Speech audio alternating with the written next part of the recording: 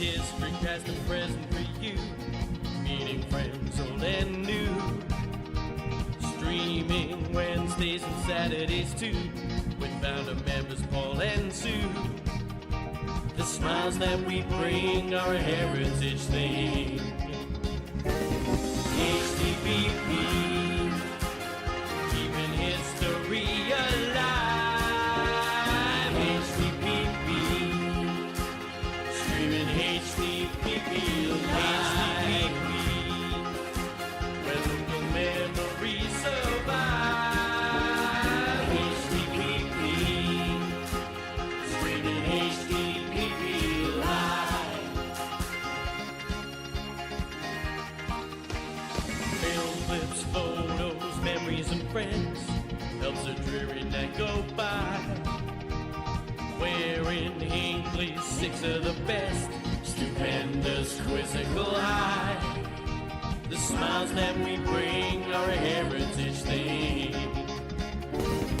HDPP, keeping history alive. HDPP, streaming HDPP live.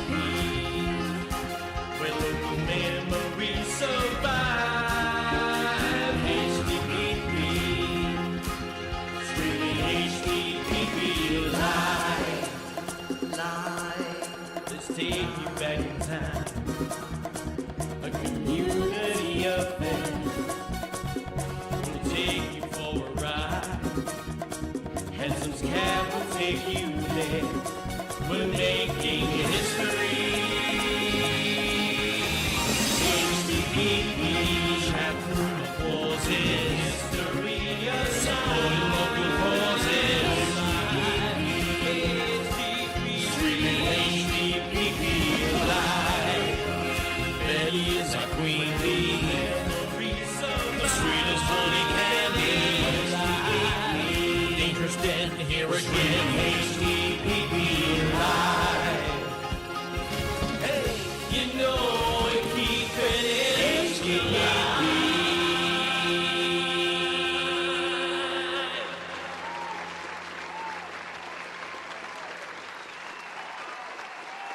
Good evening, or hello, how are you? You're right, welcome along once again to HDPP Live, yes. And a happy new year to you all. How are you this evening? Just to find you well. Oh, I know, and look, it's back. We thought we'd bring the chat window back as well. For those people that can't see the chat, but like to know what's going on in the chat. Typical, we'll bring it back tonight. There's not many people in it. Anyway, nice to be with you on this Sunday evening, however you've spent your Christmas. We hope you've had a lovely one too. Congratulations also to the people that won in our raffle, our annual Christmas raffle. Great, thank you. If you have won, by the way, get in touch with us and we can sort out how you get, well, we get your prize to you, mainly to the fact of those that want their prizes delivered. That's not a problem because we'll send Dangerous Den. He'll bring it to you. So there you go. No problem at all. But anyway, but we could do with the space back. So, you know, there's loads of stuff piled up in the back there. I think, yes, we could do again with these prizes. Anne Hunt was first in tonight. Hello, Anne. But she was very efficient. She's already been in touch with HDPP. We know what we're doing with her prizes, and Steph will be collecting them, of course. And thank you for the redonate as well. Good evening, Daniel Coburn. As you can see, he's here too tonight. So with him here, everything's okay. And Kit's joined us tonight. Oh, hello, Kit. Nice to know. She said, I'm not used to being up this early. Well, there you go. It's true. It's a quiet night in the chat room tonight as well. Russet says, we might have no snow here in Hinckley because we never do. But in Manchester, there's a light dusting. And apparently, once as usual, it's all round us. It gets sort of comes towards Hinckley and goes, ooh, no.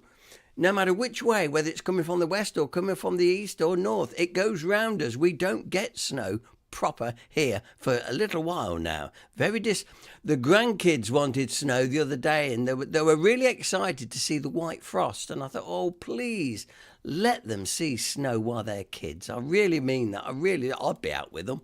Love it. Anyway, we'll see. Who knows, maybe a few hours time we'll have enough just for them to go to school in it. Now that's no point snowing now. Is it? End of the Christmas holiday and then you get the snow. It's no blooming good at all, is it? Anyway, so nice to have you here, Russet. Jeff Wallace is here. Hi, Jeff. Hope you had a good Christmas as well. And Dennis, Dangerous Den, he's here and waiting. He's all poised. Yes, absolutely. Anyway, and Gary Bettel is here. Bonjour. Yeah, I hope you had a good Christmas, mate, and everything else. So welcome along to the broadcast. In the programme tonight, now it's confession time. I do solemnly swear that I did forget to compile a quiz. Mainly the fact, you know what it's like, as I said on the radio this morning, between Christmas and New Year, you lose your days, and I lost mine well and truly. So there's no actual quiz tonight, but I did manage to mangle together an anagram. So we do have an anagram tonight for you to work on whilst we go through our features tonight as well. Latecomers into the party tonight. John Denny, Mr. Smuggley's here, so he'll have an anagram to deal with in a few moments' time. Carol says, a sprinkling in Burbage. Seriously, there's nothing here. I mean, that's how localised it is. That we've got no snow. Even if I have to send Mrs. G out into the garden in a bit to check. But I don't think there is anything like that. And Jane Brown is here as well. Hi, Jane. Lovely to see that you're here this evening as well. Right then. Now, whilst we are chatting away, as I say. And once you can see people contributing, yeah. Oh, Kath joined us now. Hello, Kath. Nice to know. Hope you had a good Christmas. Now then, let's move on. We've got a couple of features for you lined up tonight, but I suppose the thing I ought to do first and foremost is to give you our anagram this evening. Like I say, I haven't had a chance to do a quiz. I lost my days, but I've done you an anagram. So let me just scroll down and find it. It should be just here, and it's going to be so easy. There you go. A patrolman, telephonist, embargo and comb. Now, if you rearrange that, you'll get a local woodland area, so it's pretty easy. Maybe I shouldn't even put the clue on. Maybe we'll start making it harder. But there you go. Get all your letters down, rearrange that. Patrolman, telephonist, embargo, uncomb. And that will give you the name of a local woodland area. And I would expect little Jane to get this right. Otherwise, stay behind afterwards. I think it'll be pretty easy tonight, but there you go. So that is it. No other questions to follow tonight. So we'll come back to that very, very shortly. Okay, then. So other things that have been going on, obviously, with Christmas and stuff. Thank you for the nominations, which we have received from some of our regular viewers here tonight. Thank you. Nominations have closed for our good causes. We'll be having a meeting of the fundraisers to see who we're going to be giving some money to in February. So thank you very much for that. We've got them all so far, and it should be quite a good and a nice tidy sum once again to give away. And this is thanks to your generosity supporting the monthly raffles, and also of course when yours truly is out doing talks and doing video transfers for people and stuff. It all goes in the kitty, and that's why we have a nice a decent amount once again to distribute to our local good causes. So brilliant. Now then, I've been treading water a little while because I've been waiting for the crops to come in. They're in. Hello, crops. Hello, Alan, Marie. Nice that you joined us tonight. And as I say, no quiz, just an anagram. There you go. I can't be no fairer than that. But got a nice feature this evening, which you're going to like, and a little short feature, which I thought, oh, that's a nice little bit to do. So with no further ado, and while you're working away on that anagram, you want to see it again? I just heard somebody says, oh, here we go, hang on. There it is. Patrolman, telephonist, embargo, uncomb. Rearrange that, and you'll come to a local woodland area. That's all I'm saying with that. I don't think I should have put the clue in. I think the clue gives it away anyway. But still, there we go. Oh, and Jennifer's just arrived. Hello, Jennifer. Guess who's here? Evening, everyone. Happy New Year to you all. That's Jennifer out in Hispania, I believe. Nice to have you here, Jen. Happy New Year to you as well. Alan Kropp says, we're in the cellar on the bench. I know exactly what you mean, mate. I've got to dig some video out. I've got to keep the old man happy, I know. We'll have to do the old cellar routine and the old ghost gag and the tip. I'll sort it out for you, mate. Right, let's get on with the feature, shall we? First feature. And Jim Baker has been, Jim Butler, not Baker, Jim Butler has been making more videos again of Leicester and all around there. But he's done a great little feature all about Kirby Muxloe Castle. Now, I've never actually been to Kirby Muxloe Castle, seen it plenty of times, but Jim's brilliant way of bringing it over makes this a fascinating little bit of viewing. So while you're working on that anagram, have a look at this wonderful feature all about Kirby Muxloe Castle. Here we go. Hi folks, it's Jim Butler from Hidden Histories of Leicester.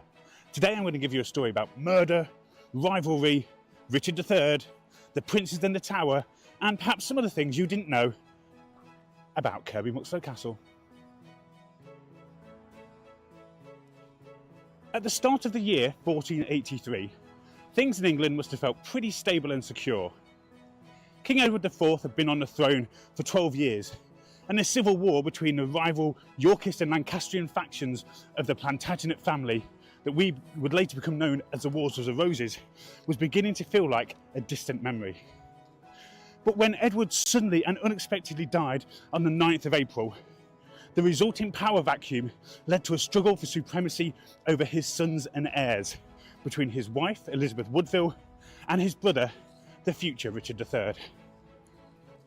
Caught at the heart of this conflict was William Hastings, Master of the Mint and Lord Chamberlain to the late King. Oh, and Lord of Kirby Muxloe and its castle. And perhaps it's at Kirby Muxloe Castle that struggle for power between Elizabeth and Richard is most vividly represented, and arguably gives us one of the greatest clues as to what really happened to the princes in the tower. Before we go stampeding into the events of 1483, it's worth taking a bit of time to understand who William Hastings was and his own rise to power and prominence. William was the son of Sir Leonard Hastings, who had been born in 1396 in Kirby Bellers, just a few miles from Melton Mowbray. His family were modestly wealthy, but enough for Leonard to get a martial training, and in 1415, the 18 or 19-year-old Leonard fought at the historic Battle of Agincourt. He went on to become a retainer, a close guard to Richard, Duke of York, getting knighted in 1436 and fighting under him until 1448. It's worth noting that Richard, Duke of York, is not Richard III. Richard III's title was Duke of Gloucester. It's his dad that was titled Duke of York. When Sir Leonard returned to England, he became a Justice of the Peace for Leicestershire and later went on to serve as a sheriff of both Leicestershire and Warwickshire. It was around this time that Leonard moved his family seat from Kirby Bellers to a manor house at Kirby Muxloe. In 1455, Sir Leonard Hastings died, and his eldest son, William, inherited all of his lands and properties.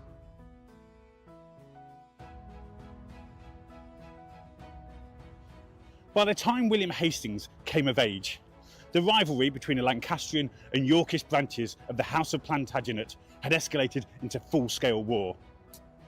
William followed his father's allegiance, supporting the Yorkist cause, fighting at battles like Mortimer's Cross in Herefordshire. At the decisive Battle of Towton on the 29th of March 1461, where the Lancastrian supporters of Henry VI were decisively beaten by the Yorkists, William was knighted on the field of battle for his bravery by the new king, Edward IV. Later that year, William was made Steward of the Honour of Leicester and a Ranger of Leicester Forest, the royal hunting ground which surrounded his home at Kirby Muxloe. The following year, in 1462, William is invested as a Knight of the Garter, the most senior order of knighthood in the land. How cool is that? In 1470-71, King Edward was briefly deposed by the Earl of Warwick and went into exile.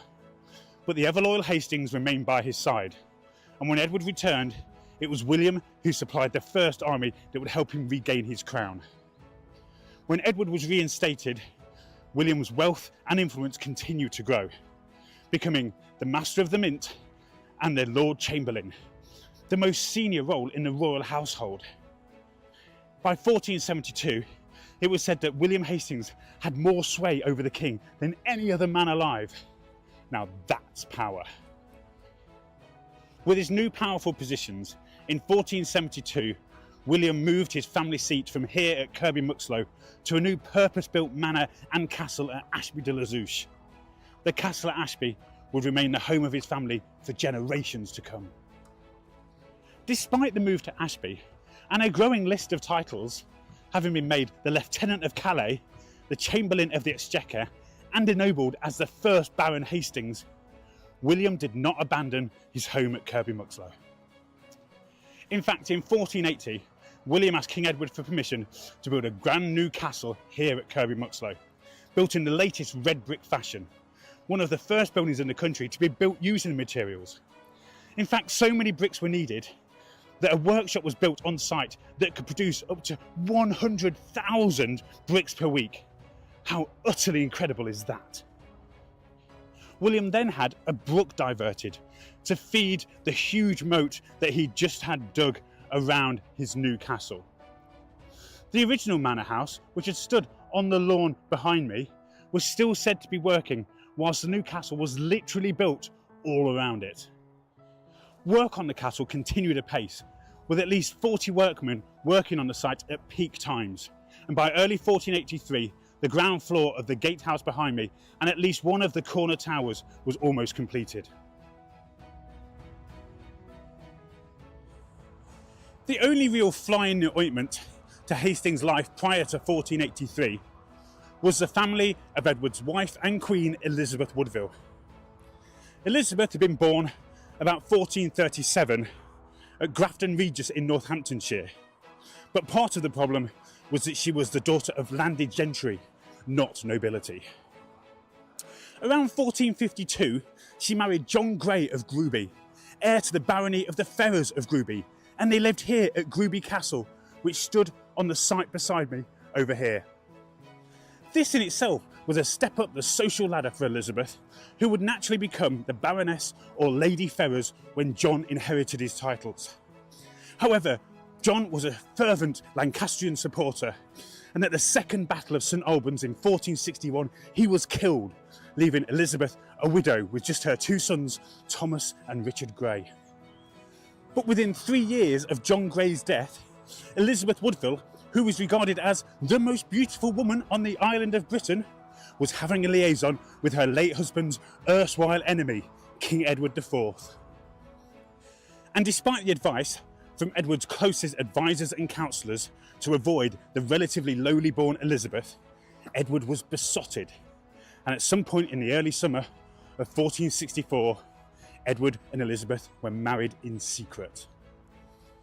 When the marriage was announced and Elizabeth introduced to the royal court at Reading Abbey in September 1464, there was uproar, with many appalled, not only that Edward had married a commoner in their eyes, but also one that came from a family that supported the hated Lancastrians. Making matters even worse was that along with Elizabeth came many of her relatives to the royal court, and the new queen soon saw to it that they were being raised in status, being married into notable families and offered titles and land of their own. This did not go down well with the established nobility. People like William Hastings, who entered a lengthy feud with his neighbour Elizabeth's eldest son, Thomas Grey of Gruby. The rivalry between the Greys and the Hastings for the ascendancy of power in Leicestershire would last for generations to come. Regardless, Edward and Elizabeth were happy, and the couple would go on to have 10 children together, including their eldest sons, the princes Edward and Richard.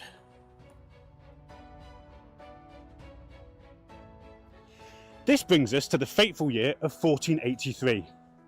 In the early months of the year, the still only 40-year-old King Edward's health began to fail, and his physicians partly blame this on his repeated use of emetics and other substances that would make him physically sick. The king could, and would, gorge himself at mealtimes, then go and be sick, and come back and start all again. Nice. The exact cause of his death remains unknown, but by Easter 1483, it was clear that the king was fatally ill.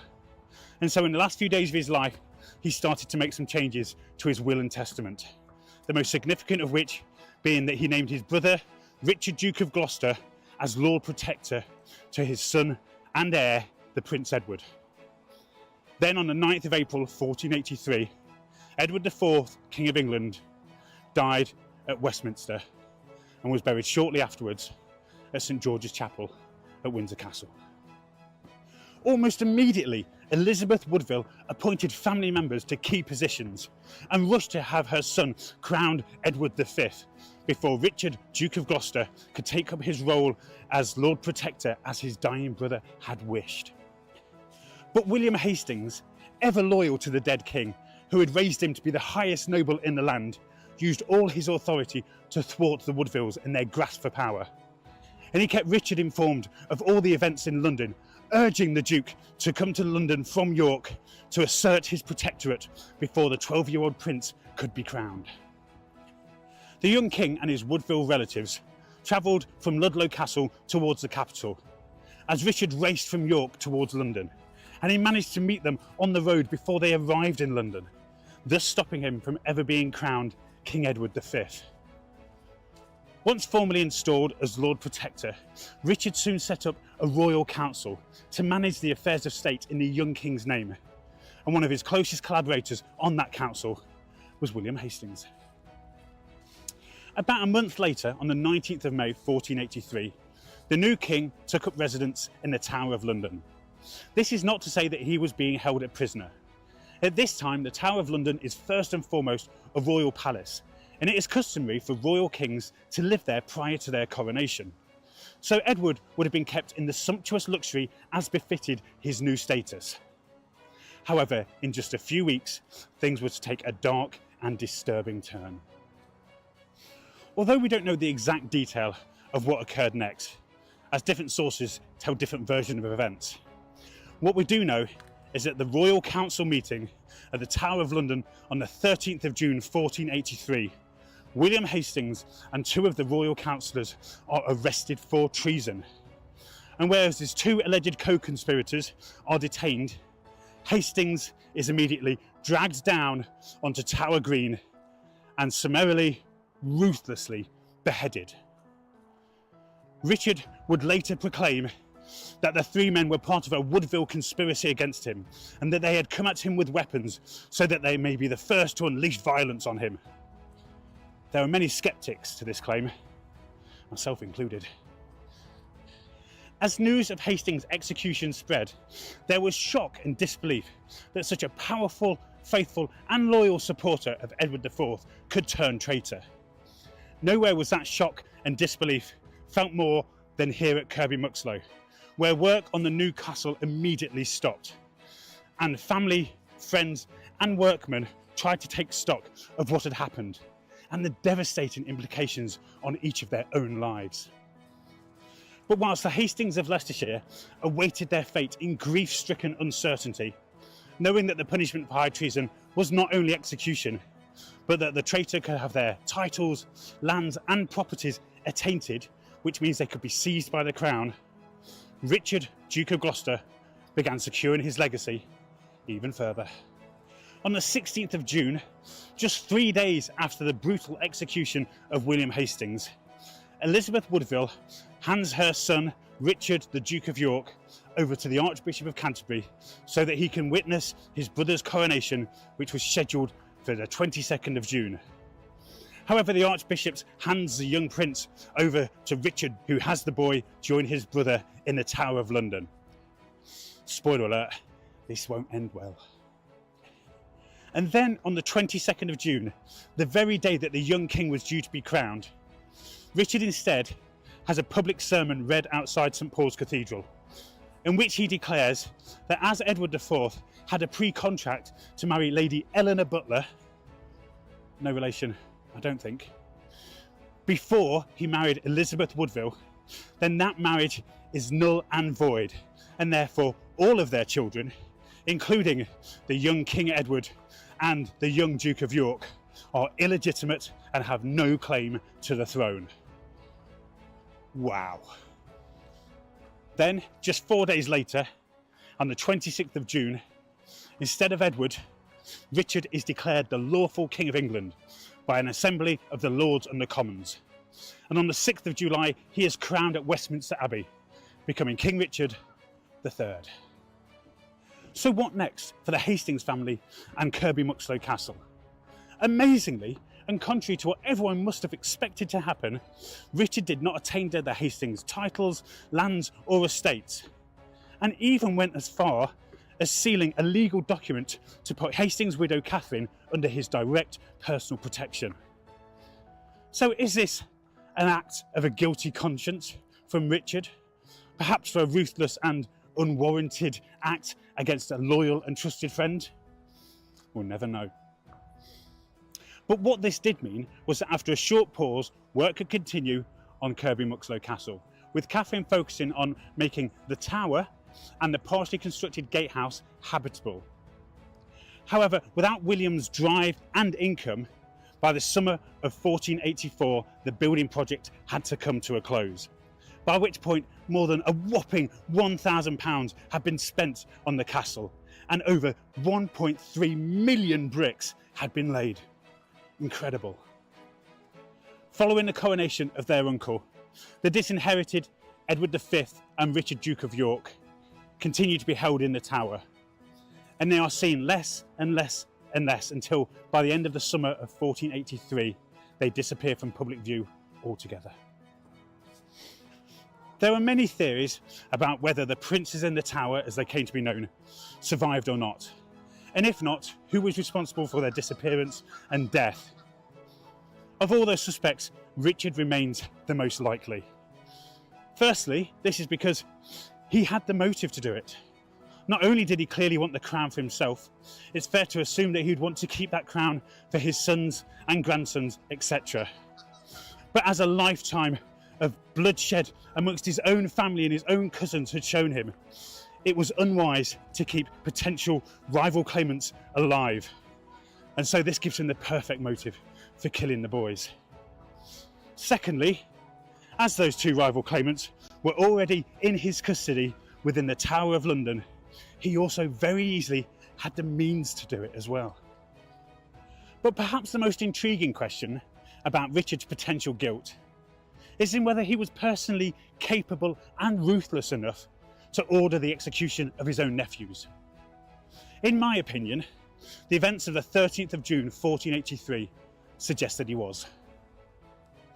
I believe that at the Royal Council meeting in the Tower, Richard announced his plans to have Edward's marriage declared null and void and to depose Edward and his brother for the first time.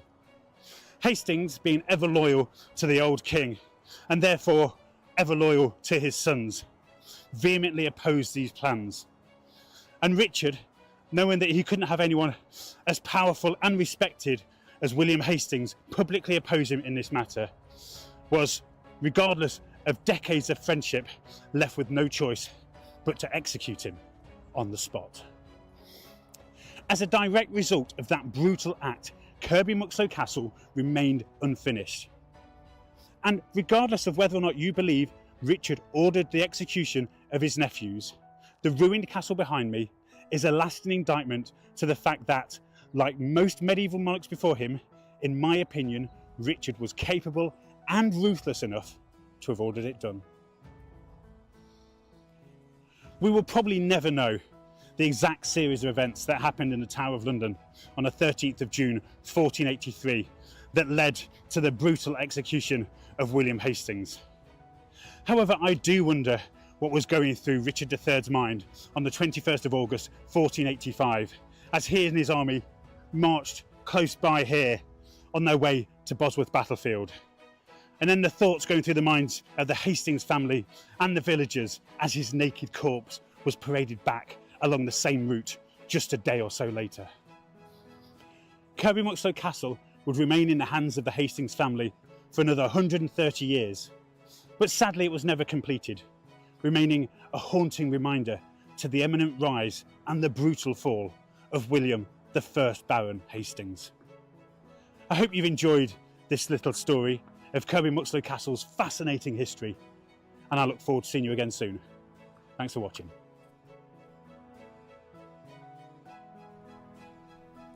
And there we go, a fascinating insight into Kirby Muxloe Castle. I've learnt something. I'll tell you the only thing I felt out of breath doing all that walking.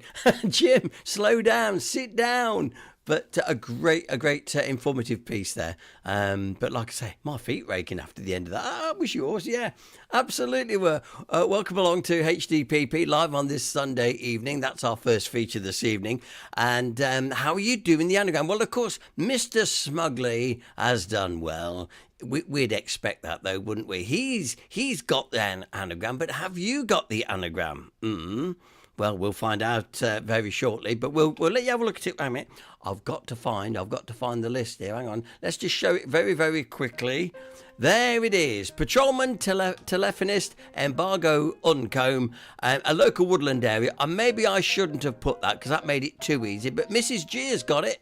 So I'm sure a few more of you can do as well. Mr. Smugly can sit there. The first broadcast of 2026. Got that one. And I'm still working at my... Yeah, I know. He's got to be retiring soon too. However, well done, John. But as I say, if you've got it right, well done. But don't put the answer into the old chat room yet, because we've still got another feature to go. Now, listen, I'm hoping that Anne Hunt's still with us, because we're going down to deepest, darkest Somerset in just a moment. And on a little short, which I found literally a few minutes before we came on air this evening. And I thought, oh, that's fascinating. That's good. I like that. So stand by, Somerset. We're coming your way in just a few moments' time. A lot of people enjoying that last feature by Jim Butler. And like I say, you can subscribe to his channel. It's all there on YouTube there, and he's done some fascinating stuff. And of course, he lets us use all his material, which is great. So thank you, Jim, in case you've jumped in. No problem there. Alan Kropp said, I enjoyed that. Check. I think you've got a fat finger like I do when I'm typing too quickly. And Jennifer said, oh, excellent. That's a nice one. Great film, said Mrs. Smugly. And Daniel says, a brilliant bit of informative video. Yeah, it is fascinating stuff. Like I say, I just wish Jim would have sat down so I could have caught my breath a little bit there. But there we go. Promised you a little trip to Somerset now. And if you're still with us, which I hope you are, this is just one of those little 1.5 minute jobs. But I love these sort of things. We all know the story of Jack and Jill. Yeah, the couple that went up the hill. You know that one. Here's the urban legend behind it. Jack and Jill went up the hill to fetch a pail of water. Jack fell down and broke his crown, and Jill came tumbling after. You know the old nursery rhyme because it's been around for centuries. But what you might not have known is a tale of its origin lies right here in Somerset. And sadly, it's not a happy story. In the village of Kilmersdon near Radstock, you will find Jack and Jill Hill, previously known as Batson Hill. Legend has it that Jack and Jill were an unmarried couple who lived in 1697. They lived at the bottom of the hill, and every day Jack would climb to the top to fetch water from a well. However, one day when Jack was here collecting water as normal, he would be struck on the head by a boulder which had broken loose from a nearby notoriously dangerous quarry. And no amount of vinegar and brown paper was going to heal those wounds. So sadly, Jack never returned home to Jill that day. Shortly after Jack's passing, Jill would give birth to their son, but sadly she too would pass soon after, of a broken heart. Local villagers would take the boy in as their own and look after him, giving him the simple nickname Jill's son. Fast forward to today and you won't find any parish records or gravestones linking to Jack and Jill, but the name Jillson, as in Jill's son, did go on to become a popular name here in Kilmersdon, and if you look closely enough in the churchyard, you may find a gravestone or two with that name on it. And of course you can walk the famous Jack and Jill Hill, but just remember, wear some sturdy footwear and maybe a hard hat, just in case. Wow, you see, you're going to learn something every day. Absolutely you're going to. I find out anything like that, a bit of an urban legend or a legend, and think, oh wow, super. So there you go, right down in Anne Hunt country, down in deepest, darkest Somerset, oh wow. And that's incredible. There you go, Anne, you see. And if I can find any more things like that, or the best of it is, if you find anything like that on YouTube and, anything that could be quirky, I like quirky. Do you do quirky misses? Yes, probably so. Then please let me know, and I'll play them here out on the old live stream. Yeah. Alan Kropp said, made us smile. As you do when you're a crop. Absolutely you do. Okay then. Somerset. Look in the chat room. Dangerous down Somerset, where the cider apples grow. Yeah, absolutely. Terrible accent there, Gardener. But however, now listen, we'll have a local feature now as our second feature and final feature of the evening. Yes, we're going to go to Barwell and Hill Shilton because we haven't ventured over to Barwell and Shilton. We're going to do that in just a few moments' time. I've just found out earlier on this evening, by the way, that if you are in town tomorrow, those of you that are, it's got, mind you, let's face it, it's been blooming cold. But tomorrow the statue of Ada Lovelace will be unveiled around about 1 o'clock tomorrow, all being well. So as I say, another bit of history coming to. There's quite a backstory to how we've managed to. How Stan Rooney has managed to get this statue against all the odds and placed here in Hinckley. And a lot of people have been saying, yeah, but she didn't live in Hinckley. That's not the point. A lot of historical references of Ada's life actually point to her affections to Hinckley. She loved Hinckley, and it's great that we're actually going to have the very first proper statue here in town, because there's not another one. The only other statue I can think about in town is the one on the War Memorial, the Angel of Mercy. I am not aware of any other statue. And it's going to be there on full view outside the college in Lower Bond Street, opposite the Hinckley District Museum.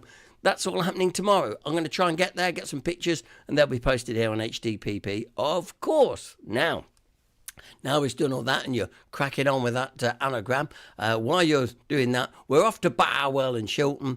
And as I say, then we'll come back and give you the answers to the anagram and things like that. So here we go. Barwell, Shilton, it's your turn now.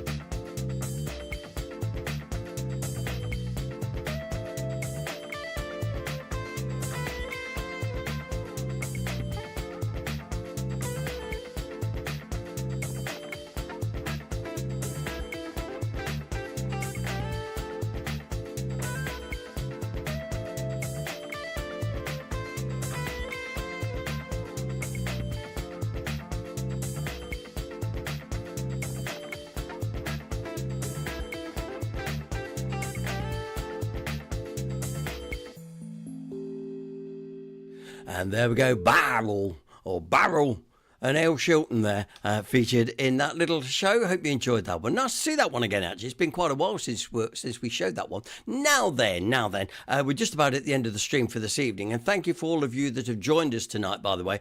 And I'm just reading some of the comments here in the old chat room, which is interesting because I was Jan, she was late to the party today. She says, I forgot it was Sunday. Now, I'm going to let you off because, like I said earlier on in the broadcast, you sort of lose what day it is, and it won't be till sort of tomorrow morning, when you sort of get yourselves reset so you know what day it is. And Anne Hunt said, Jan, I forgot it was Saturday yesterday. I meant to be meeting a friend, so it's not just me. Anyway, there you go. Look, it does confuse you this time of year, but it's nice to let go of the routine just for a few days at very, very least. Anyway, people enjoying that footage. Said Dangerous enjoyed that, brought back some memories. Kath said I enjoyed that. Yes, and Jennifer said she was born in Barwell and moved to Hinckley when she was 2 years old. You see, you can't keep a good Hinckley down. There we go. Now, you can now get ready to put the answer in for the anagram, because like I said, I haven't had a chance to do a quiz this week, losing my days and all the rest of it, but you can indeed put your answer in now. There it is. I know that John Denny has already got it copied and pasted, ready to go. Just got to press the go button, John. Patrolman, telephonist, embargo, uncomb. We're looking for a local woodland area. Little Jane, I'm hoping you get this right. And while we're waiting for the answers to come in, there we go. I said I'd have it copied. Yeah. Okay, then, yes, John Denny's got it correct, of course, by saying the Elmsthorpe Plantation, Burbage Common. Meanwhile, Jeff says, I can make Burbage Common Elmsthorpe Plantation, but never heard of it. Oh, now listen, Jeff. Now, as soon as you're back in Hinckley, we'll have to take you down to the Elmsthorpe Plantation. If you go down Smithy Lane, and go sort of down that way, it's all this stuff that's on the right-hand side of the car park down there. But anyway, we'll take that. We'll take that anyway. That's where the Elmsthorpe Plantation is. Little Jane, have you suddenly learnt something? Because I thought you do a hell of a lot of walking, and I like looking at your pictures you take. I said, oh yeah, they've been walking around here, there and everywhere. But have you ever been to the Elmsthorpe Plantation? And Anne Hunt said, I haven't heard of it either.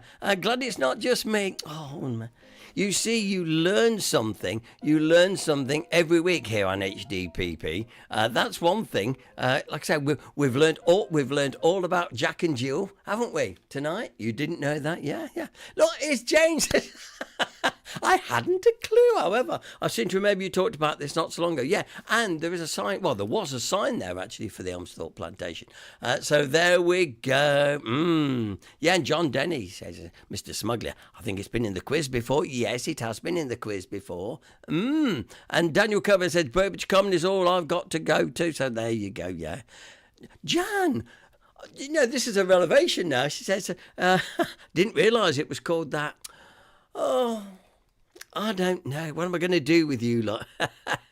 And Kevin says, only ever heard of it as Burbage Common and Woods. Yeah, now let me get clear. Burbage Common and Woods. So you've got Burbage Wood, you've got Sheepy Wood. Then on the other side of Smithy Lane, you've got the Elmsthorpe plantation, which runs all the way up sort of towards Aston Firs. All that's the Elmsthorpe plantation. Look at. I think all of you ought to stay behind and do some history lessons here. Absolutely. Well done anyway. And if you've learnt something, you've had some fun, that's the main thing. And as Carol Beasley rightly says there, every day is a school day.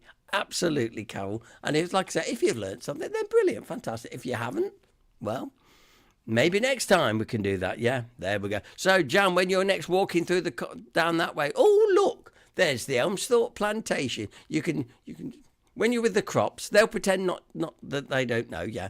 Oh, yes, so I didn't know that. There we go. Well, anyway, that just about brings the end of this first broadcast of 2026. Of course, next week we'll be back. And if I get time, I will have a quiz ready for you next week. And more great features and chat. But it just needs you to join us. Because otherwise I'm going to look very, very silly sitting here all alone while we're talking to nobody. Anyway, and John Denny says, I only got one this week. Oh, very droll, very droll. Yes, well done. So there you go. The Elmsthorpe Plantation, Burbage Common. There you have it. Good. Excellent. And well done, Jeff. One for me too. There we go. I'm glad, Jennifer, I'm glad you made it into the chat room tonight. Magic your quarters. And glad you've all enjoyed it as well. And like I say, with no further ado, I will be back next week, round about the same time. And if you can join us, that'll be great. Until then, have a great week. See you next week. Take care. Ta-da. We're making history. HDPP chapter applauses. Supporting local causes. Streaming HDPP live. Belly is our queen bee. The sweetest honey can be. Stand here again, HDPP live. Hey, you know we keep it HDPP